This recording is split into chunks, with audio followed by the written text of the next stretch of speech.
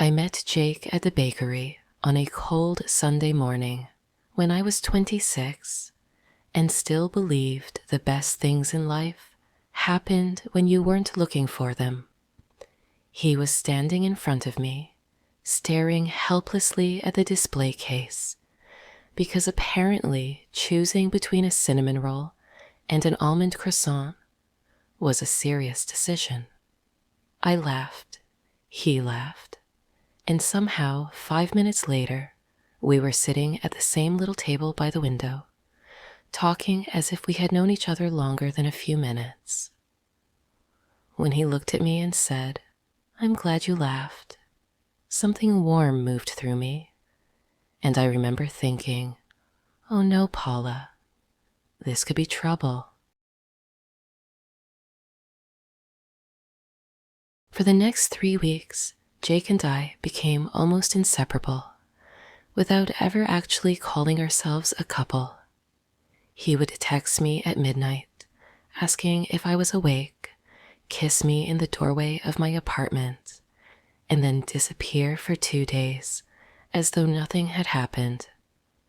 Every time he came back, I told myself I wouldn't let him pull me in again, and every time he smiled at me, all my carefully built walls seemed embarrassingly easy to climb over.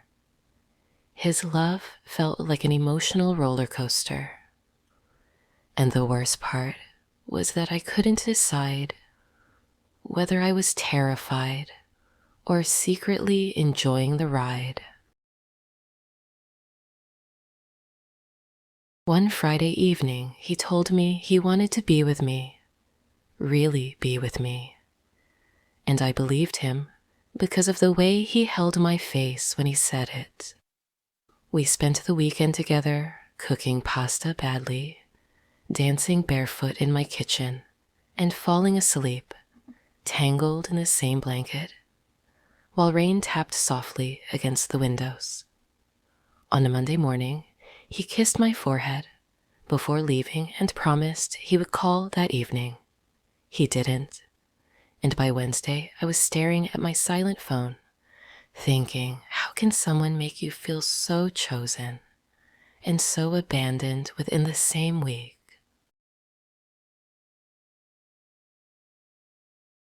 A few days later, Jake appeared at the bakery as though nothing had happened, holding the coffee he knew I liked. I wanted to walk away, but then he touched my wrist and quietly said he had been scared, and somehow those 4 words were enough to make me forgive him.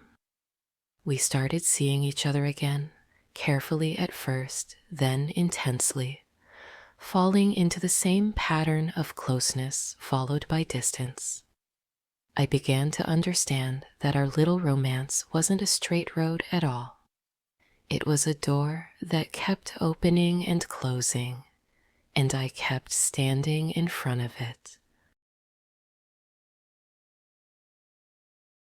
The final time he pulled away, there was no dramatic argument or cruel sentence. He simply said, "I don't know how to give you what you want." That night, I sat on the floor of my apartment, still wearing the sweater he had once said made my eyes look beautiful, and cried until my stomach hurt. I thought about calling him, then imagined his voice, his arms, the familiar warmth of his body beside mine, and whispered to myself, "No, Paula, don't go back just because you're lonely." Somewhere between one tear and the next, I realized I wasn't crying because I had lost the man I was meant to have. I was crying because I had finally accepted that he was never going to become that man.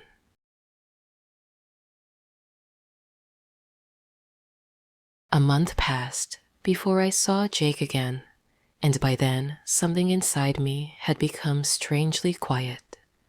It happened at the same bakery where we'd met, and for a second, the old electricity returned when our eyes met across the room.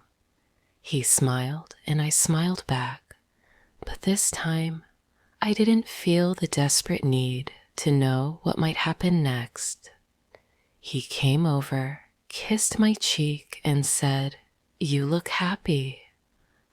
And I realized that I was. I still think about Jake sometimes, especially on cold mornings when the smell of cinnamon drifts through the streets and the city seems touched by some invisible kind of magic. What we had was brief and imperfect, but it taught me that a feeling can be real without being meant to last, and that being loved intensely for a moment isn't the same as being loved consistently. His love had been an emotional roller coaster, high enough to make me believe I could fly, low enough to make me wonder whether I was worth catching, and eventually I had to get off. I took my coffee to the window, watched the rain glitter on the pavement, and for the first time wished not for Jake to come back, but for the kind of love that would never make me wonder if I was wanted.